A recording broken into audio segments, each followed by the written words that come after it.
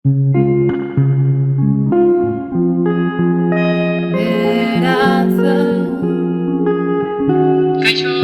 jarri garrantzua beratzen mesedez, nik hartu egin zait. Gero arte.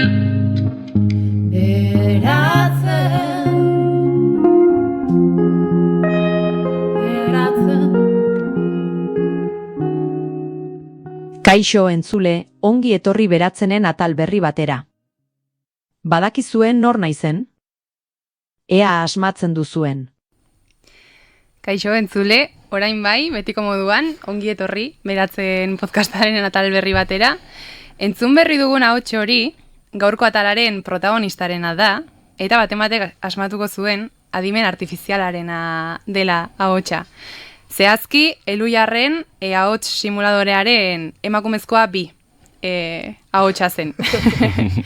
Eta zerbait argi geratzen bada honekin da adimen artifizialak euskera zakiela, geroz eta gehiago eta geroz eta hobeki, eta berak gutaz gehiago ikasten ari den garai honetan, ustut interesgarria dela baita ere guk beringuruan zeozer ikastea edo pixkat gehiago jakitea. Eta horretan saiatuko gara gaurko atalean, beti esaten diate atal guztietan esaten duela, kriston gonbidatuak ditugula, baina egia da. Gezurrik ez hortan, gaurkoan ere segulako bi solaskide ditugu, Ibai Azparren eta Amets Aznarez, ongi etorri, zer moduz? Egunon, osongi. Egunon, osongi. Plazer bat, hemen egoteaz. Plazerra gurea. Eta normalean, kapituloen hasieran nire hitzak erabilita eta nik dakidan hori baliatuta, gonbidatuen aurkezpenak egiten ditut, baina gaurkoan, eta gure protagonistari, kasu pixkat egitearren, adimen artifizialari galdetu diot nortzuk zareten. Googleen badago AA modua izeneko pestainatxo bat, pantailaren ezkerraldean agertzen dena, eta orain dela pare bat aste biziatu nintzen ingurukoen izenak hor jartzen, ikusteko Elon Muskek zenbat dakien gutaz, izena ez besterik jarrita, eta zuekin ere horixe egin dut. Ea asmatzen duen, ea ados daudeten, aurkezpen horiekin. Ibai, zurekin hasiko naiz. Venga. Ibai Azparren kazetaria da, eta batez ere naiz eta gara hedabideetan egindako lanagatik da ezaguna. Bere lanbide bilbidean hainbat gai jorratu ditu. Besteak beste, gaurkotasuna eta gizartea, adibidez memoria historikoaren eta nazioarteko politikaren inguruko erreportajeak ondu ditu, liburuak eta saiakerak ere landu ditu, Antifascistas, así se combatió a la extrema derecha española desde los años 90, liburuaren egilea da.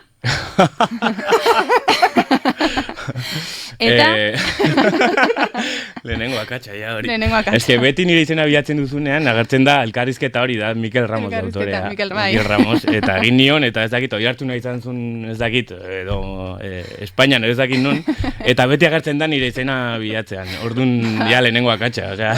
Bere ustez egila, zara. Vale. Ez zaretu oso antzekoak fizikoki bai. Eta izena ere, osea. Ni baino helduagoa da, gainera. Eta elkarrizketak ere egin dituzu, pentsalari eta aditu garrantzitsuekin gainera, esaterako Jason Hickel antropologoa. Bai. Eta gero, ohar bat jartzen du. Oharra, ez nahastu Ibai Azparren kazetaria eta Xabier Mikel Azparren edota Enekoitz Azparren txirrindulari profesionala. Bai, batzutan hori irakurri izan dut. Bai. Nire egozentrismoak bultzatzen hauenean, nire izena bilatzera, beti agertzen da hori, no confundir con Xabier Mikel Azparren, ez dakit normo, da txirrindulari bat, baina ez da nire. Abizena bakarrik. Ez da nire familia, igual Azparren gutxi daude. Orduan, ez da aprobatu, ez? Ez. Adimen artifizialak. Ez. Amets, zure kasuan. Ai, Dios. Amets Aznarez, Iruñeko musikari eta tromboi jotzailea da. Euskal kultur estenan, bereziki kale musikan eta txarangen munduan, oso ezaguna dena. Bueno. Hauek dira bere jardunaren ezaugarri nagusiak, musikaria eta tromboia. Tromboi jotzaile gisa dihardu hainbat taldetan, eta instrumentu hau bere bizitzaren ezurdura gisa deskribatu izan du. Taldeak eta proiektuak. Broken Brothers Brass Band taldeko kidea da, eta horrez gain txarangen munduan ere ibilbide luzea du. Emanaldiak eta edabideak, hainbat podcast eta saiotan parte hartu du, ala nola Argia Multimediaren BTN saioan, bertakoa eta naturala, ustutzela, eta Euskal Herria Erratiko kolaborazioetan, asko jakinen duzuen bezala, irratiak ordaintzen digu trena, podcasta zeukan Jon Celestinorekin batera hementxe. Eta azkenik jartzen du aktivismoa. Musika munduan, emakumeen eta kolektibo disidenten lekua aldarrikatzen du. Oholtza eta musikaguneak gizonen monopolio izatetik espazio seguru eta inklusiboagoak izatera pasatzeko beharra nabarmendu izan du. Hostia, bueno, bastante ongi. Aprobatua, ez? Más o menos, Más o bai. menos. Nire baino Bai, askoz zure baino askoz. Bastante hobeki. Nik ere zuk esandako egozentrismo hortan nire izena bilatu nuen. Eta jartzen zuen 2025ko bertsoari txapelketan Nafarrokoan, 3. izan nintzela. Toma. Eta izan nintzen 6. baina Bueno. ez dugu zuzenduko. Aprobau. Zuamet oso fitxatuta zaude. Ja. Total. Hostia, Vale. kuriosa da, nola, uste dut ateatzeit, uste dut ez, ateatzei dituzu zenean elkarrizketa batzutatik, como esaldiak Bai. zuzenki, eta askotan hitz egin dudan ez txarangan munduan, baina iruditzen zailako interesgarria ez hainbeste, ni ja ez nago mundu horretan, 3 egun jotzen ditut urtean txarangarekin, baina askotan errepikatu denez, pues claro, jartzen du oso Claro. aktual bezala, ez? Internetaren arabera hortxe zabiltza. Hori da. Txaranga. Pues bueno. Vale, hasiko gara, esan bezala horko protagonista adimen artifiziala da, ez hori bakarrik, komunikazio mundua, sare sozialak, garapen teknologiko guzti hori, jada badatorkiguna, ez dakit munstru edo aliatu bezala kalifikatu, baina hortxe da bilena, geroz eta presenteago gure egunerokoan, eta zuek, modu batean edo bestean, hortan interesa duzuen bi pertsona zarete, eta galdetu nahi nizuen, beste duz baino lehen, ea nondik datorren, interes hori, zerk piztu dizuen. Ea alabe harrez gertatu den, gainera etorri zaizuelako, edo berezko jakin mina izan duzuen guzti honekiko. Bueno, nire kasuan nahiko naturala izan da, nahiz eta, naturala ez dakit hitzegokia denez, sola salde honetarako. Baina, jakiminagatik, ez, eta probatzeagatik, hasi nintzen adimen artifizialarekin lanetan, eta gero ere, nire lanan, asko idatzi dut adimen artifizialaren inguruan, eta bereziki, azken aldian Europar Batasuna saiatu zela regulazio moduko bat sartzen, baina azkenean Trumpek eragotzi egin zuen, eta ere egon dira bat goi bilera, ez, adimen artifizialaren inguruan, azkenekoa Indian izan zen, eta orduan horren inguruan idatzi dut, eta gero ere, ChatGPT, Cloud, Gemini eta horietakoak erabili ditut. Eta orduan, zer izan da nire ondorioa, duela gutxi, elkarrizketatu nuen filosofo bat, Roman Kaznarik dela Australiara, eta esan zian, adimen artifiziala dela, hegazkin bat airean dagoen bitartean, lurreratzen ikastea bezala, ez? Eta nik uste, definizio jokia iruditzen zaidala. Baina dena lehen, nik ez dut nire burua kokatu nahi teknooptimismoan, hau da, tresna bat, gizaki gisa ditugun arazo guztiak, konponduko dituen tresna batean ez dut sinisten, baina ez da teknologian aurkako negazionismo horretan ez dut kokatuko nire burua, ez? Nik uste, aukerak infinituak diela, eta ikusten ditugula beti egunero, cloud, ez dakit ezagutzen, cloud, egunero aktualizazioak eta bertso berriak argitaratzen ditu, eta pasada bat dira. Baina ez bakarrik estatu batuen sistema teknologiko horretan, baina adibidez ere, kode irekiko beste teknologiak ere martxan jarri ditu, Txinak adibidez ez, edo beste herrialde batzuek, eta nik uste, interesgarria dela gertatzea dena, baina bai ez dakigula, abiadura bizian doalako, ez dakigula zer ondori izango dituen hemendik 5-10 urtera, ez? Egazkinaren hori iruditu zait oso ona. Bere hitza hartu Metafora bezala, eta bai. Filosofo baten adieraztean nireak, baina nik hartuko dituk, ez? Gero aterako da zure bioan, esan zuen adimen artifiziala zela egazkin bat bezala, eta antifascista eta egazkina. Eta filosofo ere. Nire partetik ni kulturatik nator, eta hortik datorkit ere grina, ez? Komunikazioa ere asko interesatzen zait, eta mundu digitala baita ere. Baitutola bastante, asko fijatzen naiz, eta asko irakurtzen dut honen inguruan, ez naiz aditua ni ere, ez? Eta filosofoa ez da ere, nire palo, baina... Antifascista, bai. Antifascista, bai. Korrekto, hori bai. Eta egia da gerora piztu zaidala pizkat gehiago sail honetan arakatzearena, baina hasieratik ateratzenean lehenengo ChatGPT hori, oroitzen naiz, esmuken, nik musika ikasten nuen eskolan, Kataluniako eskolan, irakasle batek batean astebetean aldatu zigula azterketa, eta esan zigun, atera berri da hau, ostegun batez, urrengo ostegunara, ez? Hartuko dugu klase hau izena emateko, joango gara frogatzen adibidez berdinekin, denok ulertzeko nola funtzionatzen duen, eta urrengo asteko azterketa aldatuko dizuet, eta izango da. Nik jarriko dizkizuet galdera berdinak, pentsatuak nituenak, galdetuko diozue berari, eta zuen jakinminarekin edo ikasitakoarekin zuzenduko duzue. Baina hori izan zen, atera eta eskezakin igual 5 egun edo astebete, eta flipatu nuen nola...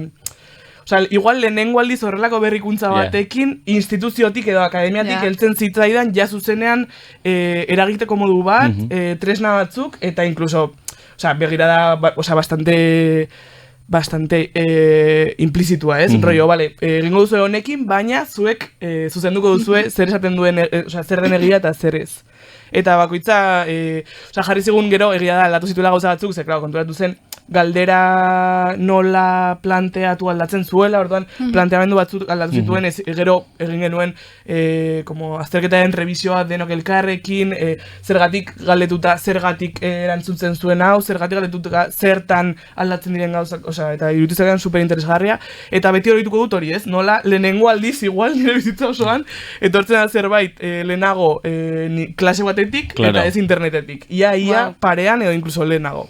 Eta Ana Kostal deitzen da irakaslea, eta... Irakaslearen merito, Kristona, bai, la mejor. Ze ona. Vale, eta harreman hori azaldu zuena hitz batekin definitu barko bazenute, zein hautatuko zenuten?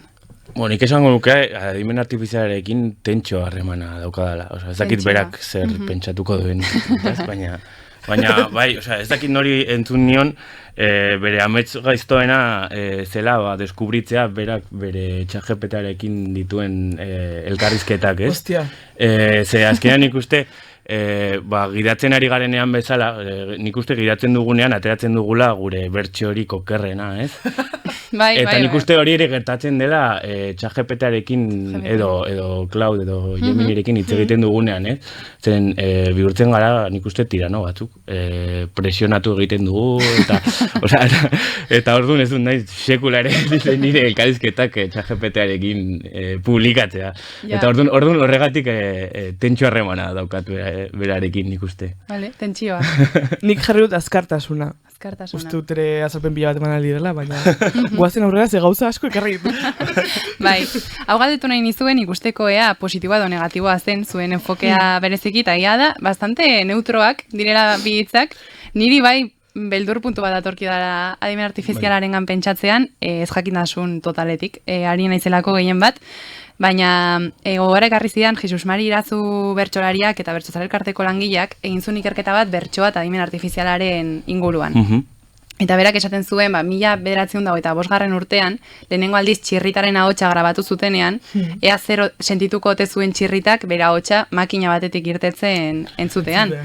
Eta iruditzen zitzaion antzeko zeo zer dela guk orain batzutan sentitzen dugula adimen artifizialarekin. Orduan, bueno... Nik uste ere ez jakintasun hori beti egon dela, ez? Teknologia berriekin adibidez, 19. mendean elektrizitatea zegoen, baina gero fabriketan aplikatzea kostatu zen, ez? Denbora bera izan zuten, ez teknologiagatik bakarrik, baizik eta ere mesfidantza-gatik, eta orduan nik uste hori gertatu zaigula pizkat adimen artifizialarekin, hori ziztu bizian doalako, ez? Eta ez dakit, Excel edo programazioa ikasten ari ginenean, batean etorri da, eta sekulako saltoa suposatu horrek, ez? Eta orduan ikuste ez dela etorkizuneko teknologia bat, baizik ja da hemen dagoena, eta nik uste dut, galdera ez dela... Gauza eman como prozesu hori non, hau asmatu da, hasi dira erabiltzen estatu batuetako nasan, eta batan helduko da ona, hemendik 10 urtera eta da kristona, baina inork ezak oso ongi zer den, hemen batean izan da como berria izan, eta egunero gauza berri gehiago, ez? Orduan ikuste hori, teknologia...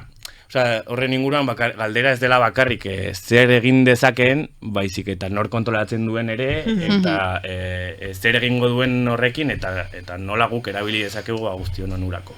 Bai, horregatik gustatu zait hegazkinaren metaforan insenditzen naizelako pixka bat horrela, ez? Ja airean eta ez bazara eroriko, lurrera, eta ez bazara hilko ikasi behar duzu pixkat erabiltzen eta ze beldurra.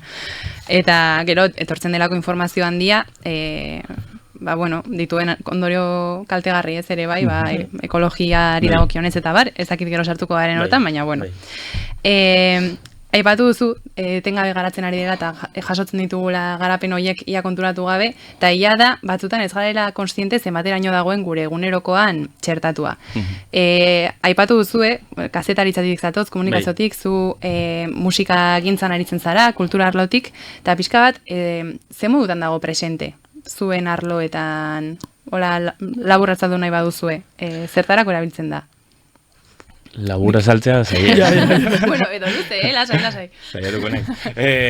Kazetaritzan, nire inguruan, egia da, erabiltzen dela asko adibidez transkripzioak egiteko, ze nik beti esan dut hori dela nire lanaren parterik txarrena, ez?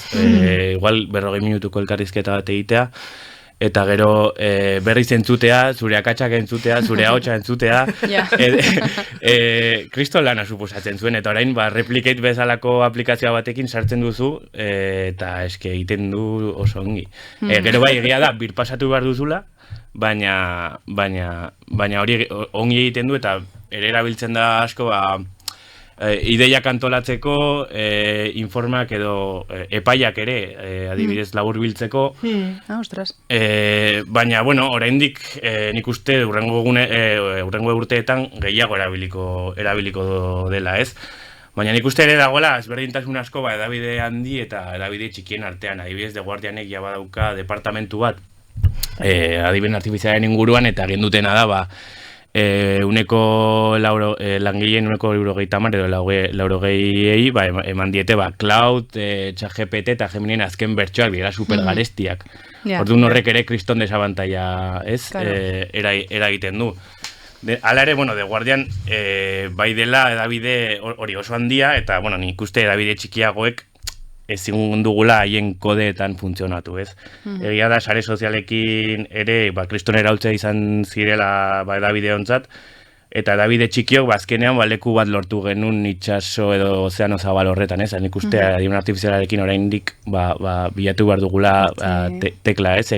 Haiek bai daukate laukera egitea, prueba y error, zen diru asko daukatelako, eta guk adibidez indiogu gure lankideei, guztiei, hori horrelako azken bertxo, ChatGPT azken bertxoa erosi. Eta orduan guk normalean bakarrik daukagu aukera bat, baina normalean ongi egiten dugu. Eta orduan nik uste hori garela oraindik bilatzen nola eta zertan erabiliko dugun adimen artifiziala, baina nik uste ja ere, haibet kode deontologiko guztietan sartu dela, adibidez garanera naizen sartu da, ez da, suposatzen dut Euskal Herriko beste edabietan ere sartu dela, ez, nola erabili eta ze egoeratan. Bale, musikatik, suposatzen dut kazetaritzan bezala eta beste alorretan bezala milaka gauza gaude esateko, baina ekarri ditu niretzat esanguratsuenak edo lehenengo aldian gehien inpaktatu zidatenak, eta bat da, adibidez, zehari diren majors izenekoak edo diskografia edo enpresa super handi hauek industria musikalarekin egiten. Beti bezala dira super inkoherenteak ze hasi dira, lehenengo gauza egin zutena izan zen salaketa jarri, adimen artifiziala garatzen ari ziren pila bat aplikazio hori, eta momentu honetan batzuk utzi diote salaketari eta genituzte paktuak edo kontratuak, eta beste batzuk jarritzute salaketan eta gainera ari dira kontratua egiten, ez? Como bi aldeetara aldi berean eta iruditzen zait oso esanguratxoa, ez? Nola momentu berdina, jabete bat geroago, kentzeu zu salaketa eta egiteu zu kontratu bat, edo incluso jarraitzeu zu biekin. Eta zergatik ari den honetan, eta zergatik bere ziki hasi diren, bota dute pizkatatzera bere burua eta pentsatu dute, igual, tresna hau erabili dezakegu, ez? Pizkatari gara joaten, musika bereziki musika zitzen dut, baina ari gara joaten saiakera ultrapersonalizatu batera. Eta honekin zer da esan nahi dudana. Ari ira erosten eskizakit oso nondik hasi ez, gauza asko daude, baina ari dira erosten artista zaharren katalogo guztiak, por una millonada, oza, barbaridade bat da horrentxo bertan zenbatera saltzen den Princeen katalogoa, edo Queenena, edo olako artista handiena eta zaharrenak. Osea, bere eskubide, emisio eskubide. Bere eskubide, osea, como musika, copyright, ahotsa, akordeak, osea, dena. Ari dira erosten, pero a mansalva, osea, como nahi dute datu guztiak hori lortu, bai, hori da. Bueno, entrenatzeko eta saltzeko beste modu batean. Eta ari da hau egiten, ze nahi dute, osea, ari gara joaten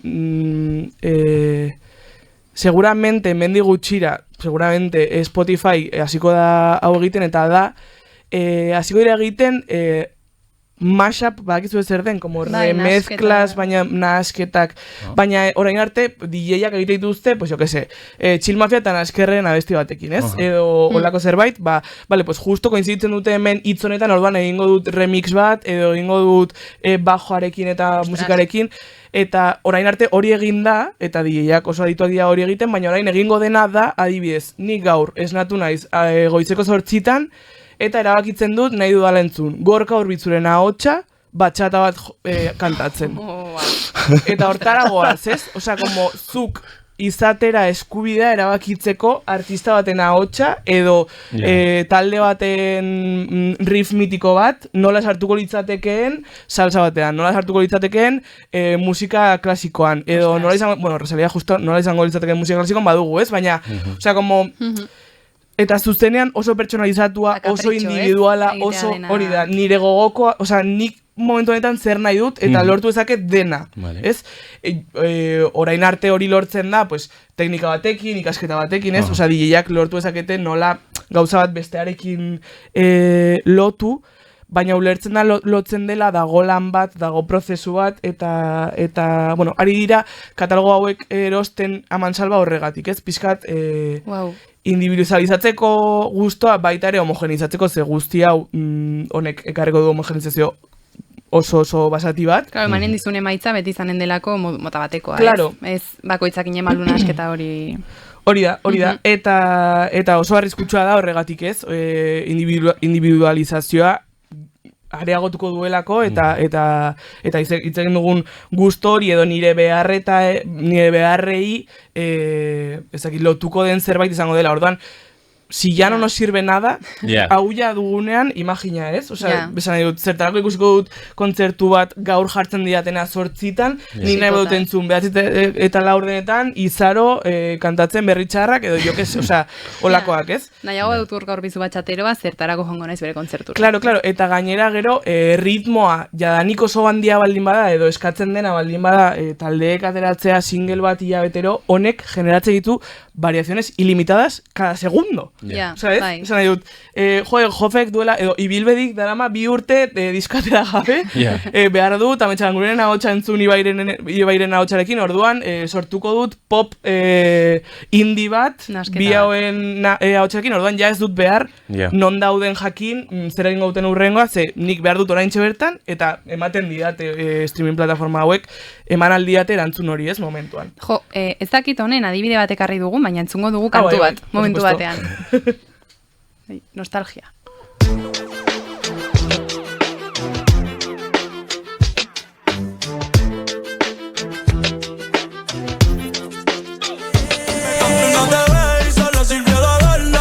Cero movie, pero hicimos mucho esfuerzo. Quiero una secuela de todos los polvos. No comimos tanto, siempre sobraban los popcorn. Me aseguro Vega y montaste el noble corcel. Te vas a estar más que Naval, parecía Boswell. Repitiendo yo mío, amén. No juego tenis ni gol, pero voy a pensar. ¿Qué te pasa a buscar? Y vamos a trincar a la orilla del mar. No viene de España, pero es una barquial. Si miras esos son tobites natural. Ella es una bichilla que la tiene Vale, entzun duguna da Bad Bunny eta Bad Yalen ahotsa, baina ez dira haiek, niretzat hau da pixka batzuk esan duzunetik abiatuta Schrodingerren kantua. Katuaren ordez, kantua, ez? Existitzen da, baina ez existitzen. Ez da benetako kantu bat, baina entzun dezakegu, eta de hecho oso famatu egin zen duela 2 urte, inteligentzia artifizialaren bidez egindako kantu hau. Egon ziren erresistentzia gainera, esan nahi dut Bad Bunny Kristona Serre hartu zuen, eta esplizituki azaldu zuen, eta gero orain justo bira honetan ez, baina hasi zen jotzen kontzertuetan. Bai, eta bai. Osea, porque claro, batean zen bere... Hasi zen abesti hau jotzen. Bai. Bere jitan diena. Bai, claro, batean momentu horretan zen bere jitan diena, eta hori gertatuko da handiekin, esan nahi dut, kontratuetan jadanik jarrita dago eskuide batzuk, teknologia berria bat sortzen baldin bada, zure eskuide batzuk artista bezala erabili aldituela teknologia berri horrek.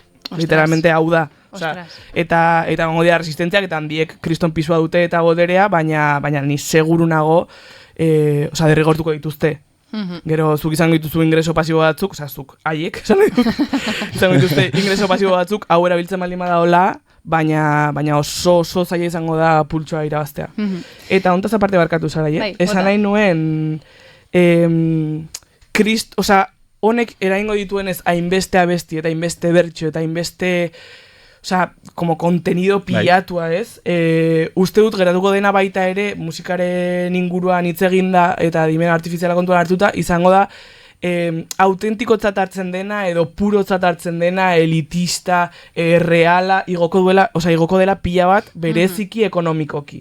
Izango dela batean pixkat museoen antzeko gauza bat, sorkuntza propioak. Hori da, hau da, como... Artisauekin gertatzen dena. Hori da, como lo que ha hecho un humano, batean izango da askoz... meritua handituko da, baina izango da pizkat mirari. Ezingo gara joan, seguramente, opera bat ikustera ja gehiago gure bizitza osoan, ze balioko horrek pila bat, opera edo Bad Bunnyren azken kontzertua, dagoelako Bad Bunny presente, ulertzen?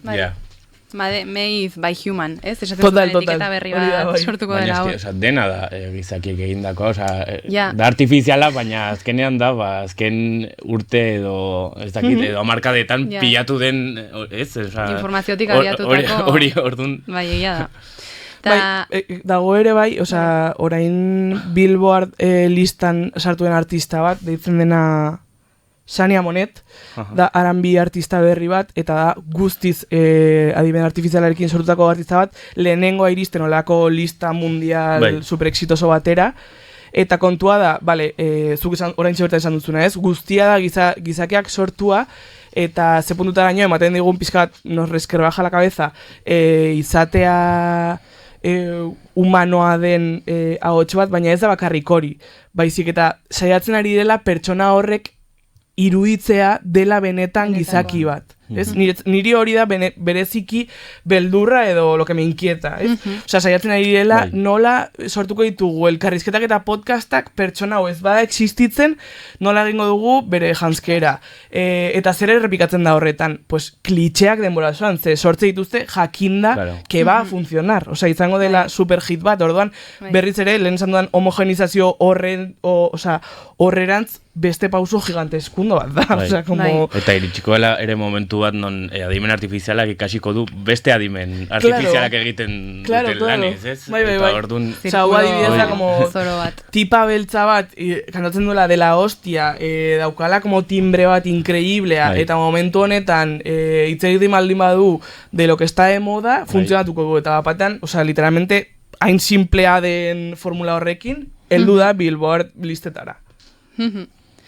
Eta, komentatu dugu, guzti hau, badaudela kantuak artiste maimene gabe sortuak, baina badaude ere bestelako alorretan gertatzen ari diren erabilera, ez dakit, zalantza jartzeko moduko batzuk, jendeak ChatGPT psikologo gisa erabiltzen du, eta badaude ja psikosis kasuak, horregatik sortutakoak, ChatGPT azkenean entzun nahi dutzuna esaten dizulako beti, eta gero azken asteetan, eta bizkata mutzat hartu genuena atalau grabatzeko, netan jajurekin gertatu zen guztia, ea hilda ote zegoen edo ez, bideoak analizatzen ari ziren, segundu, egunez egun, eta horrek sortutako mugimendu guztia, ez?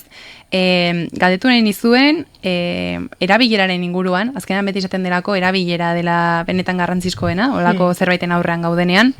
Zuek zer erabilera oker ikusi duzue, zer erabilera on baita ere, eta batez ere kontuan izanik sare sozialetara jauzi egin duera, edo sare sozialen mundu hontan gaudera gaur egun, zer egin izan dezakeen, pixkat... Nik uste, erabilera okerren arira, niri kezkatzen nau industria, datuen industrian eta bereziki industria militarrean, ez? Duen erabilera. Eta horren inguruan, begiratu behar dugun nor dagoen enpresa handi hauen atzean, ez? Eta nor dauden orain Donald Trumpen administrazioaren atzean, ez? Eta adibidez, goroken atzean, Elon Musk dago, OpenAIren atzean Sal Talmant, Palantiren atzean Peter Thiel, Geminiren atzean Mark Zuckerberg, eta badirudi, Silicon Valleyeko enpresari askok azken urteetan eman dutela giro autoritario bat, eta lehen defendatzen zuten demokrazia liberala, orain ja ez dute nahi, dauzka kontrapisu txiki batzuk, haiek onartu ezin dituztenak bere teknofeudalismoko gizarte bat garatzeko, ez? Osea, konspirazioa dirudi, baina horretan lan egiten dute, ez? Eta nik uste, horien artean arriskutsuena dela Peter Thiel, ez? Peter Thiel da Palantireko CEO-a, eta Palantir da enpresa teknologiko bat, askotan radararen azpitik ibiliena, baina azken urteetan protagonismo hartu du batez ere Amerikako Estatu Batuetan migratzaileen aurkako operazioekin lotuta, ez? Aipatu bezala, enpresa hau Peter Thielek sortu zuen PayPaleko jabea zena, eta PayPaleko jabea zen Elon Muskekin. Dena dago lotuta, Eta zer egiten du, bere helburua da, datu kopuru erraldoiak bildu, hasieran terrorismoen aurkako gerran erabiltzeko sortu bazen ere, orain adibidez, AISek migratzaileak identifikatzeko erabili izan dute. Baina Nicolás Maduro baitzeko eta orain Iranen erabiltzen dute, eta dokumentu filtratuen arabera, sistema pertsona baten inguruko sare osoa mapatzeko gai da, hau da, lagunak, senideak, bikoteak, eta horren bidez, ehunka pertsona atxilotu, eta hori joaten da pribatutasunaren aurka, eta Amerikako Estatu Batuetako emendakinen aurka, baina oso arriskutsua da, zeren datu horietatik, adibidez, nazten ditu telefonoak, sare sozialak, bankuko datuak, segurtasun kamerak, eta hortik pertsonen profil oso zehatzak egiten ditu. Jolin, bai. Eta, nibez, horrelako erabilerak oso arriskutsak iruditzen zaizkit, ez? Bereziki industria militarrean, zeren ez dakigu, gerrak nola izango diren, hemen ja erabiltzen da gerretan, erabiltzen da Estatu Batuen barnean, pertsonak identifikatzeko, migratzaileak identifikatzeko eta kanpoatzeko, eta hemendik ez dakizen bat urtera, zeren Palantir sartu da Europako gobernuetako segurtasun sistema askotan. Israelen ere noski. Eta orduan zer egin dezake Palantir gure datuekin, ez? Eta gainera Peter Thiel egunero edo astero hitzaldiak ematen ditu, teknofeudalismo hori aldarrikatuz eta behar dugula gobernu global bat teknooligarken hauen menpe. Orduan, nik uste etorkizuna alde horretatik, optimista naiz adimen artifizialen inguruan, baina aspektu honek bai karatzen dago. Beldurra ematen du, bai, ostras. Bale, niri pentsatu gehiago arlo artistikoari begira, zuk esan dako guztiarekin oso, por supuesto, antifaxistan garen leku hortatik ere, hitz egin da. Eta filosofoak. Por supuesto. Baina niri ere berezikik eskatzen nau asko, prozesu artistikoetan, kreatiboetan edo incluso sortkuntzatan gaur egun batean, zuk sartzen diozu prompt bat izenekoa, horrela ditzen zaio, edo agindu bat, euskaraz esan da. Galdera, bai. Hori da. Eta zuzenean ematen dizu emaitza bat. Horrekin, azkartasun kristona lortzen dugu, laguntzen gaitu batean blokea balin badugu, baina aldi berean batean ez dago prozesua, ez dago akatsik, ez dago birformulaziorik, edo birformulazioa ematen diozu beste bat, baina da lehenengoa, berak sortutako lehenengoa birformulatuta, ez dut ikusten, kolektiboki ere egin daiteke, baina bereziki da, erantzun bat zuk behar duzunari, eta niretzat, osea, urtea damatzagu ja, incluso como gure burua musikaren eskulangile gisara definituta, eta justamente zen honengatik ere bai, ez? Osea, prozesuari ematen diogulako garrantzia, partekatzeari, por supuesto, akatsak egiteari sin parar, ez? Imperfekzioari, osea, hortik sinisten dugu bai bizitzan, bai artean, bai kulturan, bai guztian, ez? Eta hori esagertzen baldin bada, azkartasuna bai, efikazia bai, produktibitatea bai, baina osea, ez dago beste guztia galtzen da. Orduan, zertarako da pixka galdera, ez? Osea, como alorroni helduta hemendik. Bai, oso ados.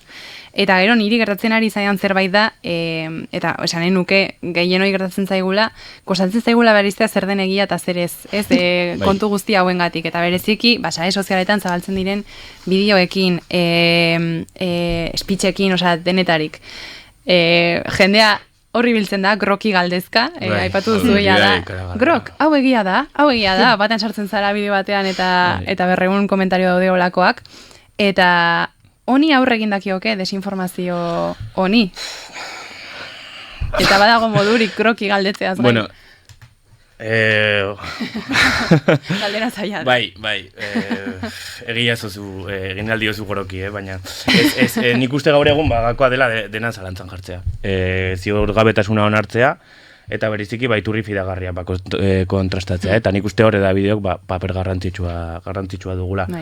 Adibidez, nazioartean gabiltzan kazetariok, terrenoan ez gaudenak, arazoak ditugu bereziki sare sozialetan badatzen diren bideo eta informazioarekin, adibidez Tel Aviveko bombardaketekin, zeuden bi aldeak, ez? Batzuk esaten zuten korrelako konspirazio bat zegoela, egia da zentzura egon dela, baina jendeak esaten zuten, no, eske Tel Aviv está derruido, osea, dago, eta hori ezen egia, baina bestalde ere, beste bideo batzuk Libanokoak zirela zirudien, baina ezkean Tel Avivekoak ziren, eta alrebes, orduan nik uste horrek kazetaritza lan askoz zorrotzagoa eskatzen duela, ez? Egiaztapena neketsuagoa da, baina inoiz baino beharrezkoagoa. Orduan, informazioaren kaos horretan nik uste referenteak ere behar ditugula, ez? Eta orduan nik uste da bideo paper garrantzitsua jokatu behar dugula horretan, eta bereziki bertan terrenoan dauden kazetarien lana ere goraipatu behar dela. Bai, osea, honekin ere oso adoz esan duzunekin, osea, como kazetaritza edo medioak independienteak direnak, ez? Horrek, osea, nik oso argi dut hori dela bidea, baina aldi berean ere ematen dit kriston kezka eta badaudeia pentsalari pilo batek solipsismoaren kontzeptua bota dutela, ez? Eta solipsismoa da, como ezin dugula ja sinetxi ezer ez bada como gure esperientzia propiotik edo gure gertuko esperientzietatik. Eta horrek ere ematen dit bastante beldurra, ze gaur egun Euskal Herrian nik oso argi dut nor irakurri behar dudan, eta norrez, baina irakurtzen dut jakiteko ze ari diren esaten, ez? Baina ematen dit baita ere horrek beldurra, denborazoan egongo garen gure buruari felazio bat egiten edo gure gizarteari, ez? Como bai, gu jarritzen dugu hemen, arrazoia dugu, eta egia da, esaten dugun guztia, eta ditugu kriston kazetariak, eta kriston irratizaioak, eta batean da, como, oza, bai, hori argi dago, baina goazen pizkataratago, zalantzan jartzera, nola orduan, jakingo dugu munduan zerari den gertatzen, edo nola orduan, ze aliantzak eta norekin sortuko ditugun, inporta zaigun gehiago Instagramen sartu eta jakin zeari den egiten zepeda edo gure kuadriako lagunak, ez guzti hau, eta sare sozialen beste meloia ere zakitirekiko dugun, zezakit demorari dagoen, baina... Sare sozialekin ere nik uste lehen hori gertatzen zen, esaten zuten, aski gazteok ez dute prentsa irakurtzen, sare sozialen bidez informatzen dira. Bueno, egia da, baina egia da gero edabideok ere sare sozialetan gaudela, orduan sartzen direla, bueno, eso. Bai, oso redukzionista hori. Bai. Bueno, eta non irakurtzen dute sare sozialetan. Claro. Hor gertatzen dena da, nire ustez, beste gauza etortzen dira, eta esan duzuna, ez dakigu zer sinetxi zer ez, eta azkenan egiten duguna da, desentzibilizatu guztiarekiko. Niretzat da, jasotzen ditugu hainbeste estimulu, hainbeste motatakoak, ez garela gai erreakzionatzeko gauza Ja. horien aurrean. Eta niri horrekadiz, bai, kezkatzen hau desente. Bai, eta egia da baita ere, iristen ari garela ja gaur, Banana Prok egin du Gemini 3rekin aliantza berri bat, edo kontratu berri bat, eta orain arte, Netanyahuren bideoak claramente ikusi ziren nola, beste atz bat, kentzen dio anilloa ezakitze, eta orduan ikusten zen, baina gaur egun, gaur ja daude bideo pila bat, ez garena kapazak jakiteko ikusita bakarrik zerrekin eginda gauden, errelak diran edo ez, eta horrek, egin barko ditugu, sortu barko ditugu ez dakit oso ongi nola, baina sortu barko ditugu erresistentziak non baitetik. Eta grok aipatu dugunez, jarriko dugu Femias kolektiboaren audiotxo bat. Femias kolektiboa Euskal Herriko kolektibo bat da, feminismotik pentsatu nahi duena adimen artifiziala. Loraldia jaialdiaren beka jaso du, sormen digitalerako beka, eta ikusiko dugu zera ateratzen den hortik, baina berak aipatzen du, lehentzuk ere aipatu duzu pixka bat, estereotipotatik jaten duela adimen artifizialak artista bat sortzeko adibidez, eta haiek salatzen dute nola gorok erabiltzen den baita ere emakumeen irudi sexualizatuak sortzeko, zabaltzeko. Hegemoniaren beste pausu bat bezala ez, hor non agertuko dira... Hegemonia birproduzitzeko, norma birproduzitzeko, eta audiotxo bat jarriko dugu. Hau hasi zenean, 2018an hasi ziren pertsona famatuei burua eta gorputza aldatzen, ez? Baina orain, eske gure elkarrekin egiten dugu, gure kide bati egiten diogu. Gainera, adimen artifiziala matematika bat da. Datu multxo batekin elikatzen da. Orduan, datu multxo horiek gure estereotipoak islatzen dituzte. Adimen artifiziala hasi zenetik gertatu zen, hau gertatzen dena grokekin, eta orain gauza bera gertatzen ari da, baina lehen teknologiari gabe gertatzen zen. Gizonek egiten zuten bere kolasak, argazkiak mozten, eta gauza ez da teknologia ona den ala ez, gauza da erabilera. Hortxe Femias kolektiboaren lagintxo bat, eta aipatu ditugu 1000 gauza, esan dugu etengabe garatzen ari den zerbait dela, etengabe gainera datorkiguna, nola irudikatzen duzue etorkizuna? Esan dugun guztiarekin, dakizuen guztiarekin, zenorantza hartu dezake guzti honek? Bueno, nik uste gizateria osoari mesede egin diezaioken teknologia bakarra adimen artifiziala orokorra sortzeko ideia hori fikzio hutsa izan dela beti, ez? Izan ere, adimen artifizialak teknologia gisa mundu guztiari mesede egingo balio, konpainia, lehen aipatu ditugun konpainia horiek, egin ez duten moduan garatu beharko litzateke, ez? Haiek beti esate dute, enpresa handiek izateria osoarentzat onuragarri den adimen artifizialari buruz duten ikusmolde hori, funtsean nik ustearen boterea sendotzeko tresna bat dela, ez? Baina dena ez dira teknofeudalista hauek, adibidez, nik asko irakurri dut, azken aldian, nire zuzendariaren gomendioz, Karen Hao, OpenAIretik atera zen kazetaria, eta esaten du, eredu apropos bat lortzeko edo gizarte adimen artifizialarekin erlazionatuko den gizarte apropos bat sortzeko behar direla eredu asko txikiagoak, espezializatuagoak eta lokalizatuagoak, ez? Komunitateek diseinatu eta eraikitakoak gero erabiliko lituzketenak, eta ez mundu osoan implementatu beharreko eredu masibo baten eredu hori, ez. Ordu nik ez dakit etorkizuna horrelakoa izango denik, baina pista batzuk ematen dizkigu ere nola garatu dezakegun gure borrokak teknologia honen inguruan.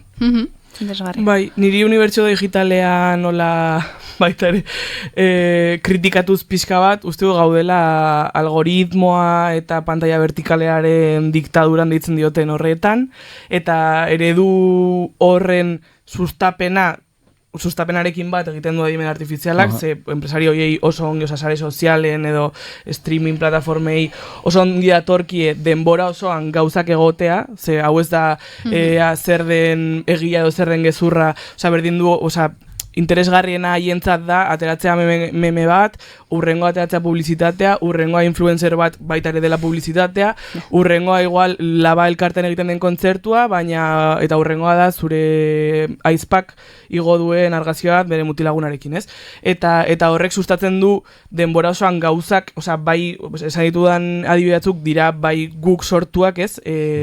Baina beste asko ateratzen direnak, ja danik dira adimen artifizialak sortuak, edo gizaki batek adimen artifizialarekin sortutako zerbait, eta hori oso ongi datorki ez, ze lortzen duena da, jendea egotea denbora osoan jakin nahian ea ze aktualitate dagoen, osea, edo aktualizatu nahian scroll ditzen zaion horri, ez dela gainera egia, da guztiz fikzioa, ze algoritmoek gaur egun ez dute ateratzen atera den azken gauza, baizik eta interakzio konstanteak dituenak, edo momentukoak, edo gehienak dituenak, eta orduan, bueno, eredu horrek ematen dit beldurra ere gugan sartzea ideia hau non ez bauden interakzioak esan nahi duen ez dela interesekoa, ez?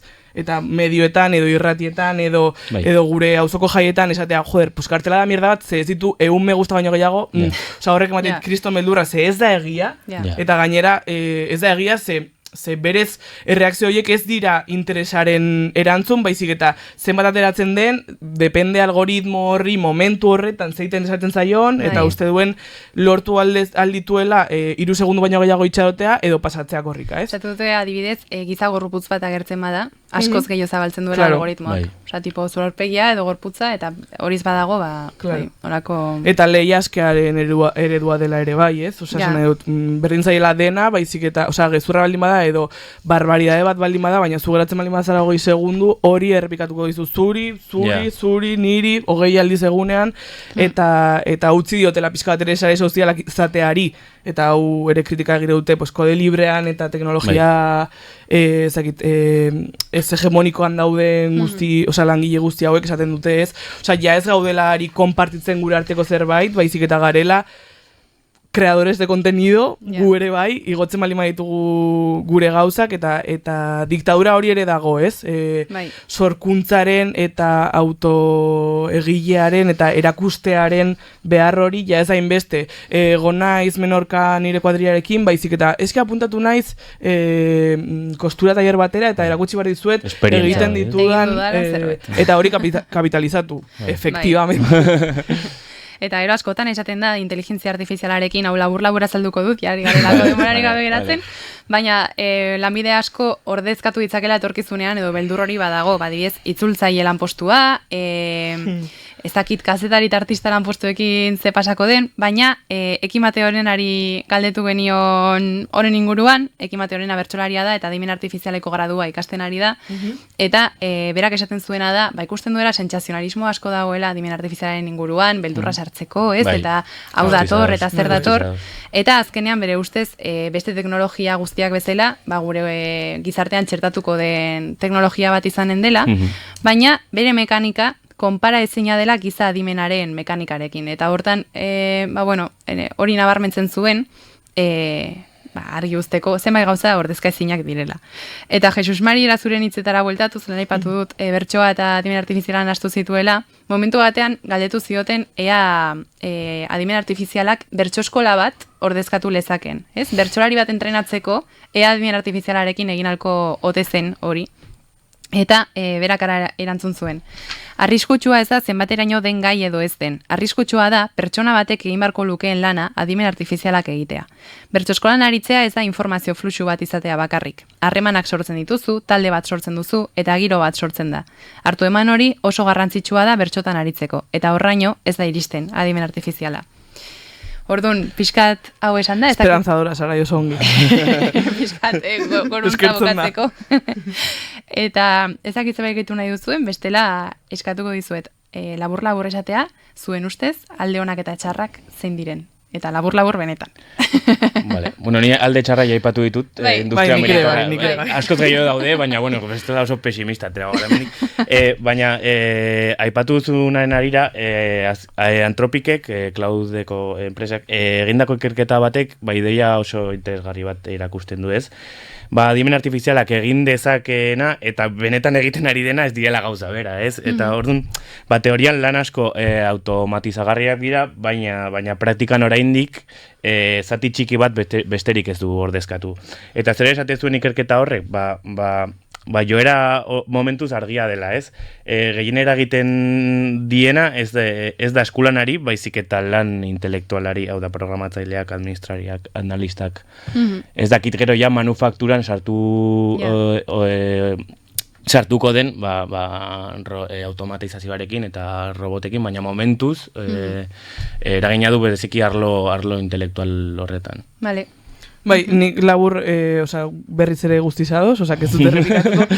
Bota nahi nuen ere, Elon Muskek behin esan zuela momenturen batean utziko diogula lan egiteari, bukatuko dela lana, eta kobratuko dugula errenta minimo bat simplemente eslopa kontsumitzearen, ez? Eta eslopa da, kontenido basura, zabor digitala sortua dena adimen artifizialarekin, eta atera dira, oso garrantzitsua iruditzen zaite esaldi hau, atera ziren hainbeste ahots kontatzen ze resistentzia egongo diren, manziala ere kriston esperantza eta poza, eta hau ere nahi nuen bota, ezin ditut guztiak esan, igual bigarren atal batean posible izango litzateke, zuzenean hitz egitea erresistentziaz, hemen botatze dut, eta baina hori, uste dut interesgarria dela. Nik azkenezko puntualizazioa.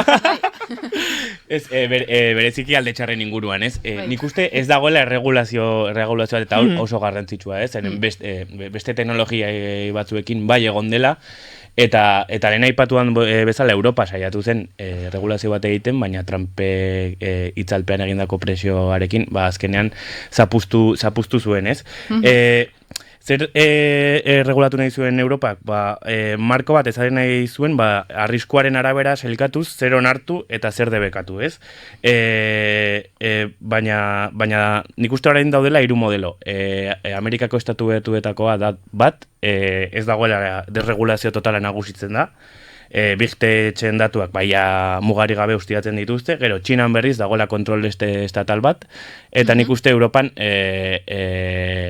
baina Txinan ere kode irekiko sistema garatzen ari dituzte, eta hori nik uste positiboa dela, eta nik uste ere Europa erdialdeko bidean dagoela, ez? Nahi ditu eskubideak bermatu adimen artifizialaren inguruan, baina kompetentzia galtzen du. Orduan nik uste erdibide horretatik nik uste atera behar dela eta nik uste regulatu behar dela. Bai, eta hitz egin dugu hegazkinaz eta ikasi behar izateaz ez hiltzeko, ikasi behar dugu nola funtzionatzen duen teknologia berri guzti hau, eta baita ere nola egin aurre, ez? Osa nahi dut, existitzen dira alternatiba guztiak, Gemini ikasi nola erabili, eta aldi berean nola egin dezakegun lan Gemini gabe, ez? Paradigma berri honetan ongi kokatuta egon. Bale, bukatzeko, gombidatu guztiei bezala, eskatuko dizuet kultur gomendio bat ekartzeko, amu bezala usteko gure entzulearen zat, nahi duzuen bezala azaldu, nahi bezalakoa izan daiteke, eta nire gomendioarekin hasiko naiz, ez dela gomendio bat, de hecho guztiz kontrakoa da, bukaeran inteligentzia artifizialak sortutako bertso bat entzunen duzue, ez kantatua, baina ikusiko duzue ez du rimatzen, eta hankaluzeak ditu. Jazta. Baina eskatu diozu ongi egiteko, ez? Ez duzu tramparik, ez? Ez duzu tramparik egin bat ere. Bale, nik garritu tiru barkatu zara, iosa barkatu. Sentitze dut bat. Oso garrantzitsua da honi ere kriterioz erantzun behar izatea, eta uste dut gazteleraz el gusto deitzen zaiona, oso garrantzitsua izango dela ere gure gizarte honetan, eta garatu beharreko zerbait dela, como etxerako lan gisara botatze dut hemen nahi duenak egiteko, eta horretarako oso lagungarria da Spotify kentzea ere bai. Boikota egiteko, eta baita ere bakoitzari zer gustatzen zaigun, bilatzeko, konpartitzeko, denbora bat emateko, eta gozatzen bali mazaizu viniloari buelta ematea, lasai, ez da zer gertatzen, ongi egongo da. Hori alde batetik.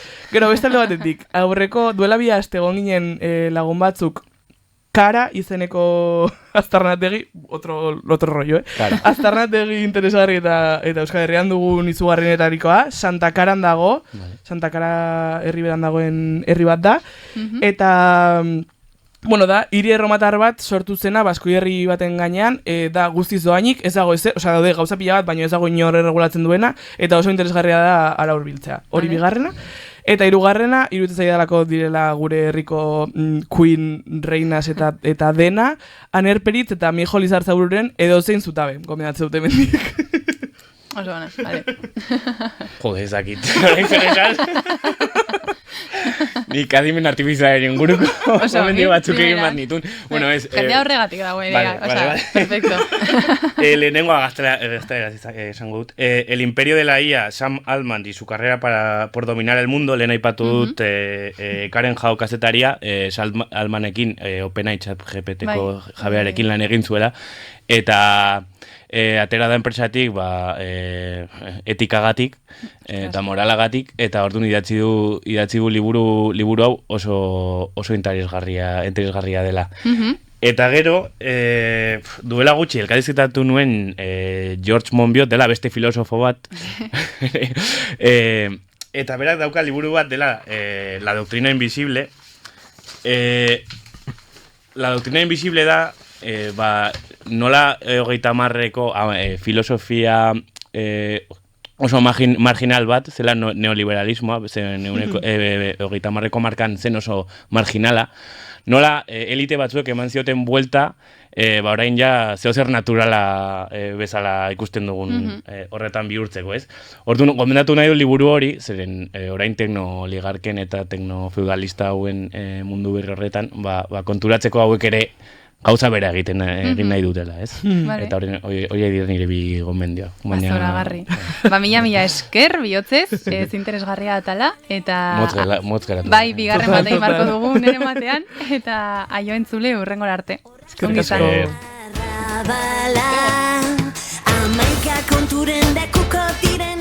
Gaurko saioa hemen doa. Bihotzez eskerrik asko. Entzungo gaitu zuenoi. Irribarreta plazos. Itzak aizean gelditu, baina lotura sendo. Urrengoan elkartzeko. Izan ondota gero.